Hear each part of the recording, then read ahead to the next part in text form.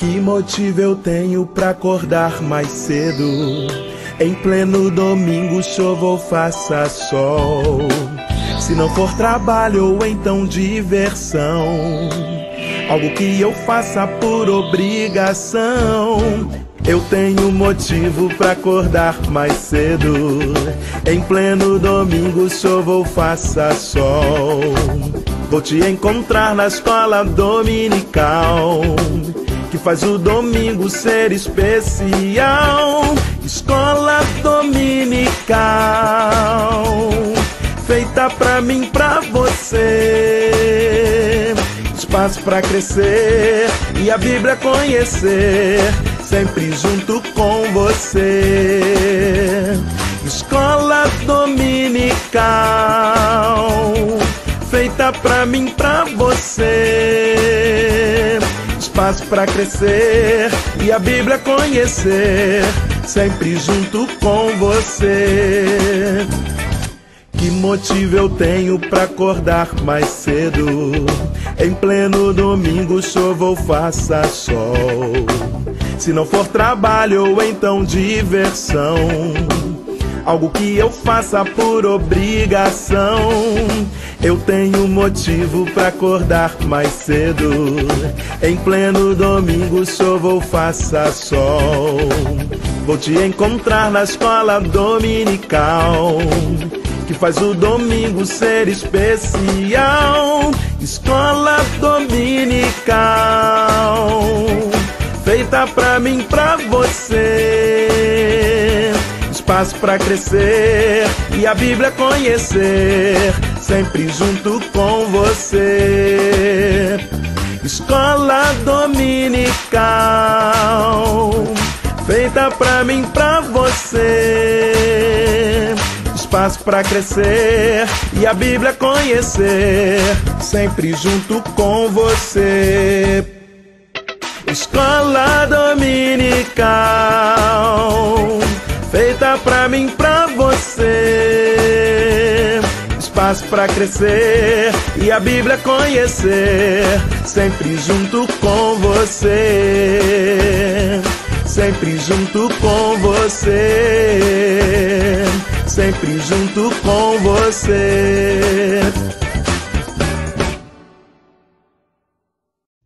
Vamos à nossa terceira lição deste segundo trimestre do ano de 2023, dentro da primeira carta de Paulo aos Coríntios, capítulo 4, Ministros e Despenseiros de Cristo. O texto áureo nos fala da seguinte maneira: assim, pois, importa que os homens nos considerem como ministros de Cristo e despenseiros dos mistérios de Deus. 1 Coríntios, capítulo 4, versículo 1. Nossa verdade prática. Os ministros de Cristo servem ao mundo com a mensagem do Evangelho. Leitura bíblica para estudo, 1 Coríntios, capítulo 4, versículos 1 a 21. Na introdução do comentário, Paulo usa o termo despenseiros para identificar os ministros da casa de Deus. Homens que, apesar da humildade, simplicidade e desapreço dos demais, eram encarregados de guardar e transmitir os grandes mistérios de Deus, o verdadeiro alimento espiritual. Primeiro tópico: o ministro é dispenseiro de Deus. Nosso primeiro item nos fala sobre ser ministro de Deus. No grego, o termo ministro também é traduzido como servo em outras versões. Diferente do significado atual, que ministro dá a ideia de um embaixador, uma autoridade, a palavra grega se referia primeiramente aos escravos que ficavam no último pavimento das embarcações. Eram os remadores de baixo escalão. Por que será que Paulo utiliza uma palavra que designa uma classe tão baixa e explorada de escravos para se referir aos servos de Deus?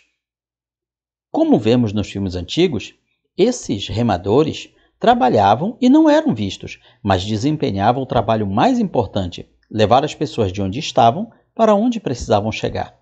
Um líder ia marcando o ritmo com um tambor e todos remavam juntos. Essa é uma linda representação dos ministros de Cristo. Esses ministros estão longe da vista de todos. Eles remam e trabalham juntos, com Jesus ditando o ritmo, enquanto levam as pessoas de onde estão, na terra, para onde elas precisam chegar, o céu. Será que nós estamos sendo ministros assim? Pessoas invisíveis aos olhos humanos, mas que estão fazendo o seu trabalho de levar da terra para o céu as almas preciosas? Quem faz com que o barco ande de verdade são os escravos, os ministros do Senhor. O ministro é encarregado de não deixar o barco parar e nem correr o risco de afundar. De certa forma, este também é o papel de todo papai e mamãe, ouvir o ritmo do líder Jesus e conduzir a família para o céu. Enquanto o ministro ou escravo não era visto, o despenseiro era visto. A palavra grega aqui se refere ao mordomo, que tem um significado bem diferente do que nós entendemos na cultura ocidental. O mordomo era o mordomos, era o maior de todos os escravos da casa. Então, o patrão constituía o mordomos como supervisor, como gerente, como encarregado sobre todos os demais. Vamos nos lembrar de José, da história de José do Egito. A Bíblia nos fala que por causa do seu trabalho, ele foi colocado pelo seu senhor Potifar como sendo o mordomo, o maior de todos os escravos da casa. Essa é a nossa função como servos de Deus. O mordomos, ele tinha acesso à despensa, aos recursos, ele recolhia os alimentos mais necessários à vivência de todos. Os recursos eram distribuídos de acordo com a ordem do seu patrão, do seu mestre. O despenseiro, ele não produz nada, ele só distribui aquilo que é do mestre. E o que nós, como despenseiros, estamos tirando da despensa, do armário, do depósito, para entregar aos demais? Os mistérios de Deus, escreve o apóstolo Paulo. Aquilo que estava oculto aos olhos de todos agora estava começando a ser revelado. A obra de salvação pela cruz, que até então era desconhecida no Antigo Testamento, agora se tornaria conhecida por todos. No segundo item do primeiro tópico, encontrado fiel. Ora, além disso, o que se requer dos despenseiros é que cada um deles seja encontrado fiel. Fiel em que sentido? Esse verso representa uma qualidade indispensável aos dispenseiros de Deus, a fidelidade. Muitos buscam ser pessoas de fé e carisma, mas Paulo exorta que os despenseiros sejam fiéis, ou seja, continuem fazendo o que foram chamados por Deus para fazer. Paulo usa o seu próprio exemplo. Todavia, a mim, muito pouco se me dá a ser julgado por vós ou por tribunal humano. Então Paulo está querendo dizer o seguinte: eu não me importo com o que vocês pensam de mim. Eu sei que eu estou fazendo o meu trabalho e estou fazendo da maneira certa. Eu tenho a aprovação de Deus. Não me importa a aprovação de vocês. E continua Paulo: nem eu tampouco julgo a mim mesmo. Então ele não se considerava perfeito, mas ele sabia que era fiel, porque ele tinha a aprovação de Deus. Ainda falando sobre ministério, Paulo demonstra não se importar com o julgamento do povo de Corinto. Eles enfrentavam problemas por terem formado várias facções, vários grupos, panelinhas. Uns gostavam de Apolo, no caso o pregador Apolo, não o deus grego Apolo. Outros gostavam de Cefas, que é o apóstolo Pedro. Outros gostavam de Paulo. Tinham aquela admiração, aquela predileção pelo jeito, pelo estilo, pela vivência. Paulo explica que a motivação dele não era opinião e aprovação humanas, ou seja, ele está dizendo aos crentes de Corinto, que eram seus seguidores, admiradores, fãs, o que ele estava dizendo era: eu não me importo com o que vocês achem de mim. Eu não estou escrevendo isso para que vocês me admirem mais ainda. Eu sei que eu estou fazendo o meu trabalho corretamente. Paulo explica então que a motivação dele não era opinião e aprovação humanas, mas a fidelidade à sua missão. Aplicando para hoje, sendo honrado ou não, com poucos likes ou curtidas, com muito ou pouco engajamento, Paulo se manteria fiel ao seu chamado de ministro e despenseiro. E nós? Será que podemos falar isso a nosso respeito? Será que não estamos moldando a nossa conduta, nossas palavras, nossos louvores, nosso trabalho, nosso ministério para agradar aos homens, em vez de agradar a Deus? Terceiro item do primeiro tópico: cada um receberá de Deus. Portanto, nada julgueis antes do tempo, até que venha o Senhor, o qual não somente trará à luz as coisas ocultas das trevas, mas também manifestará os desígnios dos corações. E então cada um receberá o seu louvor, ou prêmio, ou recompensa da parte de Deus. A consciência de Paulo estava tranquila perante as críticas. Sim, havia crentes em Corinto e em outras igrejas que o criticavam. embora não ousasse julgar a si mesmo, nem como estando certo, nem como estando errado. O veredito final estaria reservado para o dia do julgamento. Desde o Antigo Testamento, Deus sempre deixou claro que um dia iria julgar todos os homens, no dia do Senhor. Deus trará à tona as obras ocultas de cada um, ou seja, tudo que fizemos ou deixamos de fazer será revelado, tanto de bem quanto de mal, revelando assim os verdadeiros desígnios dos corações. Segundo Paulo, o julgamento não cabe aos homens, nem a ele mesmo, pois nesse tribunal quem julgará será o próprio Cristo. Nosso papel é amar as pessoas e ser encontrado fiel no cumprimento do ministério. Perdemos o foco quando invertemos os papéis e ocupamos o lugar de Deus como juiz. Quando nos exorta a não julgar, Paulo não se refere a questões legais, de boa conduta e testemunho, mas a questões de preferência, diferença de gosto e opinião dentro do corpo de Cristo. Essas coisas, se ressaltadas, podem resultar na quebra da unidade entre os irmãos.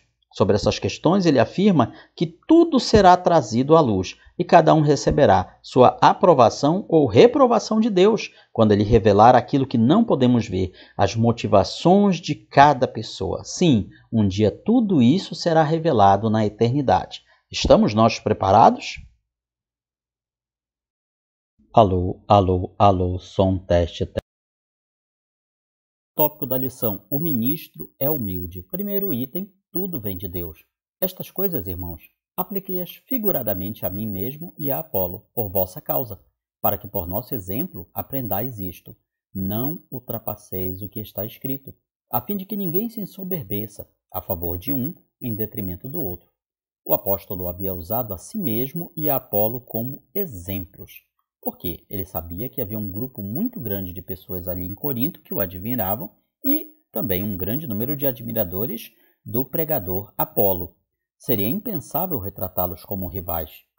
Diante disso, os coríntios deveriam se dar conta de que é igualmente absurdo fazer o mesmo com outros líderes cristãos, separando-os entre si e criando grupos em torno deles, ou seja, fãs-clubes de pregadores ou cantores, no sentido de colocá-los como exemplos máximos em detrimento dos outros. Podemos, sim, ter uma admiração santa por pessoas que estão fazendo a obra de Deus, ganhando almas para Cristo com seu louvor, com seu trabalho, com seu ministério, mas não a ponto de colocá-los como o melhor de todos e os outros seriam piores. Não, é isso que o apóstolo Paulo está censurando aos coríntios.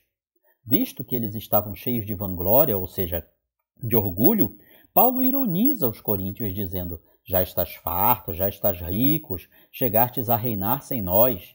Seria uma maneira de dizer: vocês não precisam de nós, já estão bem demais, estão por cima da carne seca, não precisam de mais ninguém. Eles estavam satisfeitos com a sua espiritualidade, pensavam que tinham tudo, tinham um alto conceito de si mesmo. Corinto, afinal, era uma cidade grande, rica.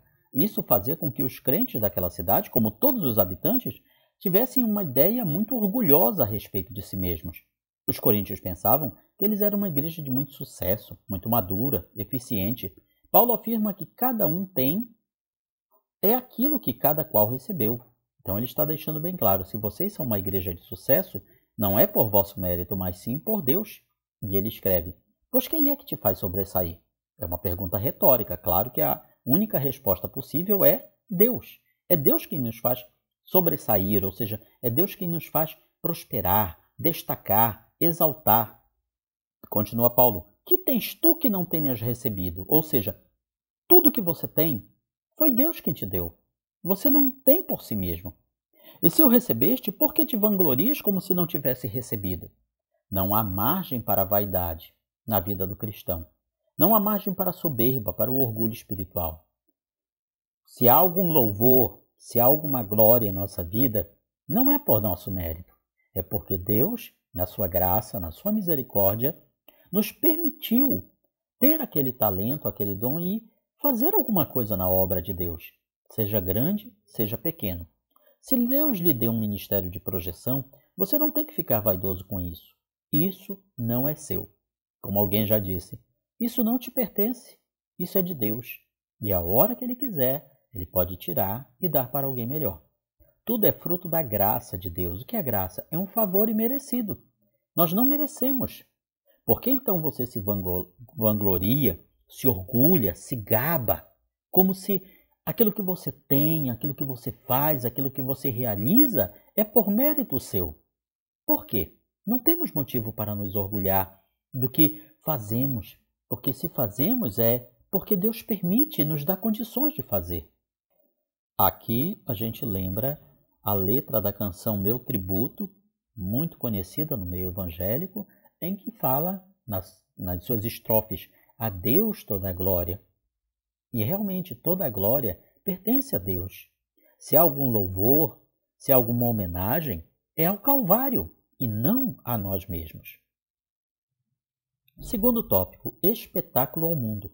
Porque a mim me parece que Deus pôs a nós, os apóstolos, em último lugar, como se fôssemos condenados à morte, porque nos tornamos espetáculo ao mundo, tanto a anjos quanto a homens.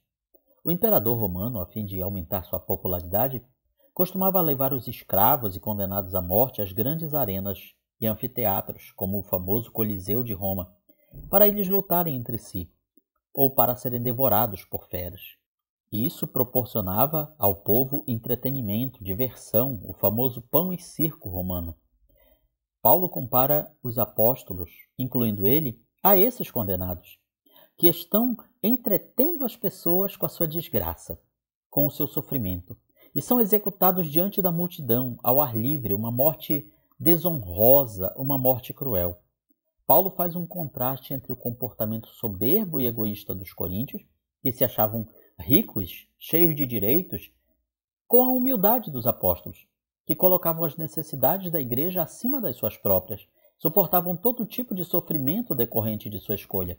Isso prepara o terreno para a recomendação que o apóstolo faz na passagem seguinte, para que os crentes coríntios sejam imitadores dele.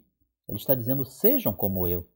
Isto se provou verdadeiro na vida de quase todos os apóstolos que morreram perseguidos em situações terríveis e cruéis, desamparados de tudo e de todos, condenados injustamente, injustiçados, injuriados, sem cometerem crime nenhum. Paulo, então, está usando de ironia para sobressaltar a postura orgulhosa, podemos dizer, dos coríntios em relação a ele e outros líderes, que eram julgados e desprezados. Paulo escreve como um pai na fé, não para envergonhá-los, mas para corrigir seus rumos. Ele ainda escreve, no terceiro item, lixo e escória do mundo. Quando caluniados, procuramos conciliar.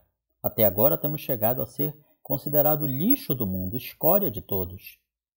A teologia da cruz é precedida, a teologia da glória é precedida pela teologia da cruz. Antes da glória vem a cruz. A grande bandeira do cristão é a teologia de João Batista, que dizia: convém que ele, Jesus, cresça e eu diminua. Será que isso está acontecendo em nossas vidas? Cristo está realmente crescendo e aparecendo em nossas vidas? Ou somos nós que estamos aparecendo? Os apóstolos são desprezados. Vocês são nobres, ou seja, vocês são da elite, vocês são gente grande, se referindo aos crentes de Corinto. E nós quem? Os apóstolos, somos desprezíveis, somos vermes, somos humilhados. Os apóstolos enfrentam privações, fome, sede e nudez, e ainda sofrem maus tratos. Ele escreve: somos esbofeteados e não temos morada certa. Os apóstolos viviam nômades, de lugar em lugar, de cidade em cidade, plantando igrejas, visitando os crentes, escrevendo cartas, fugindo das perseguições. Terceiro tópico: o ministro tem autoridade. Primeiro item, pai espiritual. Não vos escrevo essas coisas para vos envergonhar, pelo contrário, para vos admoestar, como a filhos meus amados. Aqui Paulo declara que sua mensagem vem para admoestar, que significa colocar algo na mente de alguém, colocar algo na cabeça de alguém, com o intuito de advertir ou até repreender. Paulo tinha ciência de que algo errado estava acontecendo na igreja de Corinto e precisava de conserto. Para realizar essa correção, o apóstolo se coloca como um pai para aquele povo, demonstrando que a sua relação com eles era paternal através do evangelho. Ele estava repreendendo o povo de Corinto como um pai repreende seus filhos. Os pais abastados, ricos, geralmente deixavam a educação de seus filhos a cargo dos escravos, mas não eram qualquer escravos, claro. Os escravos letrados, escravos com conhecimento, os chamados tutores ou aios. E Paulo se coloca à frente desses supostos tutores como um verdadeiro pai. Ou seja, ele faz algo, ele usa uma figura de linguagem para querer dizer aos coríntios: eu não mandei ninguém para ensinar vocês, eu mesmo estou ensinando. Ele estava fazendo algo que era extraordinário para a época, ensinar o filho como o pai ensina. Algo que era extraordinário naquele tempo, não era comum. Então ele se coloca não como um tutor, como um aio, mas como um pai que instrui e repreende seus filhos com amor. Ou seja, os crentes de Corinto foram gerados em Cristo por meio do evangelho anunciado por Paulo. Paulo não era um aventureiro, não era um qualquer. Ele tinha plantado aquela igreja, ele tinha pregado o evangelho pela primeira vez em Corinto. Então ele tinha autoridade de pai espiritual para repreendê-los. Ele ainda escreve: admoesto-vos, portanto, a que sejais meus imitadores. Ele está dizendo aos coríntios: façam como eu, sejam como eu. Essa expressão é consequência do verso anterior. Hoje temos como referência muitos autores, blogueiros, comentaristas, artistas, mas não reconhecemos nossos pais espirituais. Quem são nossos pais espirituais? Paulo está afirmando que ele é um pai espiritual e sua conduta deve ser imitada. Isto é o que um bom pai deve dizer: imite-me, seja como eu. Não apenas faça o que eu digo, mas faça o que eu faço. Paulo resgata o vínculo de paternidade como quem, pela fidelidade, pagou o preço, gerou, serviu aquela igreja. Em trecho posterior da carta, Paulo repete essa mesma admoestação a eles. Em trecho posterior da carta, ele repete então esta admoestação: sejam meus imitadores. Isso aparece novamente no capítulo 10, versículo 28 e no capítulo 11, versículo 1. Nos dias atuais é muito raro encontrar bons exemplos para o crente. Paulo recomenda que os crentes de Corinto sigam o exemplo dele, conduta humilde, altruísta, assim como ele próprio seguiu o exemplo de Cristo. Será que nós temos bons exemplos para seguir? E o mais importante, será que nós mesmos estamos sendo bons exemplos? Terceiro e último item do último tópico: autoridade e amor. Que preferis? O que vocês querem? O que vocês preferem? Irei a vós outros com vara, ou seja, repreensão, ou com amor e espírito de mansidão? Paulo estava dizendo: escolham. Como é que eu vou visitar vocês? Com qual atitude? Uma atitude de repreensão, de vara? Ou com uma atitude de amor e mansidão? Paulo manifesta aos coríntios o desejo de visitá-los, embora muitos acreditassem que ele nunca mais viria. Ele ansiava estar em Corinto, instruí-los pessoalmente. Ele esperava que esta carta solucionasse as divergências que ocorriam naquela igreja, mas se insistissem nos erros, ele iria visitá-los com uma repreensão mais firme e contundente. Então ele deixa a cargo deles esta escolha. Talvez seja a mesma escolha que Deus nos concede. Com que atitude você quer que eu me aproxime de você? Com repreensão ou com espírito de mansidão? Concluímos com a aplicação pessoal. A grande bandeira do ministro do Evangelho continua sendo a mesma de João Batista. Convém que ele cresça e que eu diminua. Esse, portanto, é um resumo da nossa lição e na sua escola bíblica dominical você vai aprender muito mais. Deus abençoe a sua vida. Comente, curta, compartilhe este vídeo, espalhe a boa semente aos corações. E desejando contribuir com o nosso trabalho, temos na descrição do vídeo o nosso Pix para os que sentirem no coração de abençoar o nosso trabalho. Deus esteja com vocês.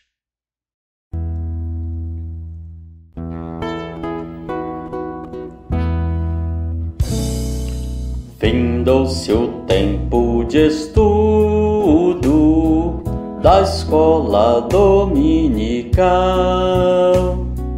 Boa lição aprendemos do nosso Pai Celestial.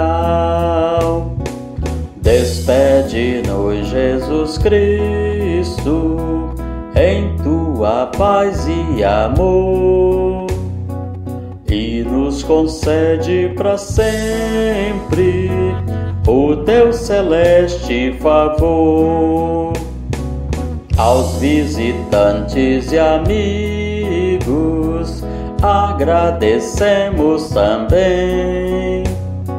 Que a paz de Deus reine em todos e até domingo que vem. E até domingo que vem.